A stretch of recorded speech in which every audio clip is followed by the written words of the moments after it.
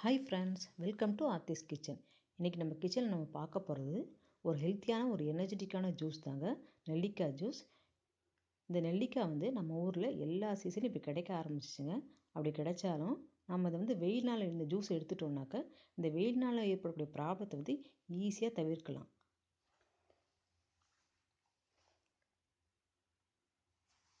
நெல்லிக்காய் ஜூஸை தொடர்ந்து நம்ம எடுத்துகிட்டே வரும்போது இதில் விட்டமின் சி சத்து அதிகமாக இருக்கிறதுனால நம்ம உடம்புல நோய் எதிர்ப்பு சக்தியும் அதிகரிக்கும்.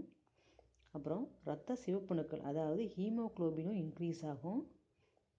அப்புறம் கொஞ்சம் கொஞ்சமாக இது ஃபேட்டை குறைச்சி பிபியும் கண்ட்ரோலாக இருக்கிறதுக்கு ஹெல்ப் பண்ணுங்க.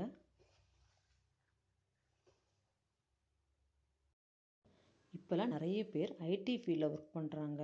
அவங்களோட ஒர்க்லோட காரணமாக நைட்டில் கண் விழிக்க வேண்டியதாக இருக்குது. இல்லை ரொம்ப நேரம் கம்ப்யூட்டர் முன்னாடி உட்காந்துருக்காங்க.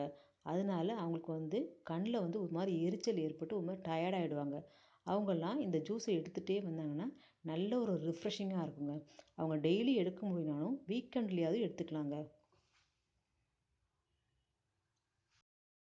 சுருக்கமாக சொல்லணுன்னாக்க இந்த நெல்லிக்காய் மூர்த்தி சிறிது கீர்த்தி பெரிதுங்க. சரி வாங்க இந்த நெல்லிக்காய் ஜூஸை எப்படி செய்யலான்னு பார்க்கலாம். நான் இன்றைக்கி 4 நெல்லிக்காய் மீடியம் சைஸில் எடுத்திருக்கேங்க. இதுக்கு 400 ml தண்ணி, ஒரு அரை மூடி எலுமிச்சம்பழம், கொஞ்சம் சால்ட்டு, 3லேருந்து 4 டேபிள் ஸ்பூன் தேன்.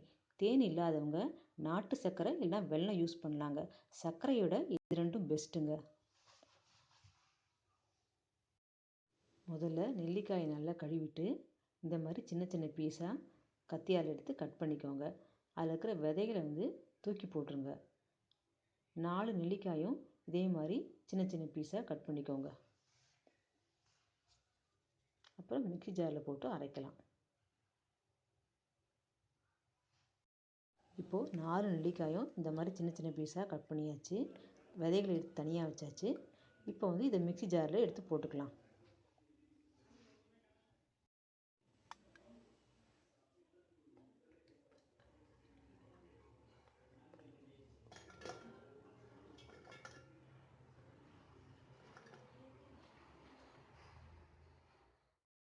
இப்போது கட் பண்ணி வச்சுக்க நெல்லிக்காயை மட்டும் மிக்ஸி ஜாரில் போட்டாச்சு.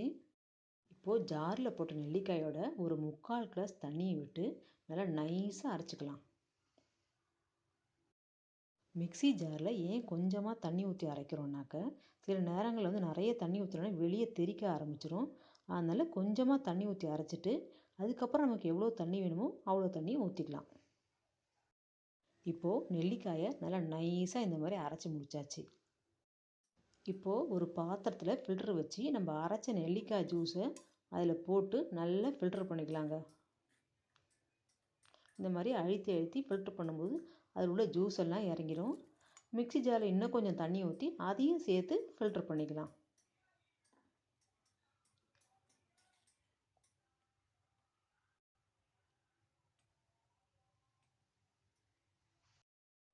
இப்போது நம்ம ஃபில்ட்ரு பண்ண ஜூஸில் ஒரு அரை மூடி லெமன் ஜூஸ் பிழிஞ்சுக்கிறேன். இந்த லெமன் ஜூஸ் உங்கள் டேஸ்ட்டுக்கு தகுந்த மாதிரி கொஞ்சம் கூட்டியோ குறைச்சோ சேர்த்துக்கோங்க.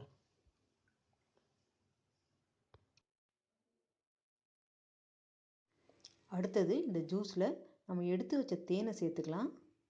தேன் வேண்டான்னு நினைக்கிறவங்க நாட்டு சர்க்கரை அப்படி இல்லைன்னா வெல்லம் சேர்த்துக்கலாம். அதுவுமே டேஸ்ட் நல்லா தான் இருக்கும்.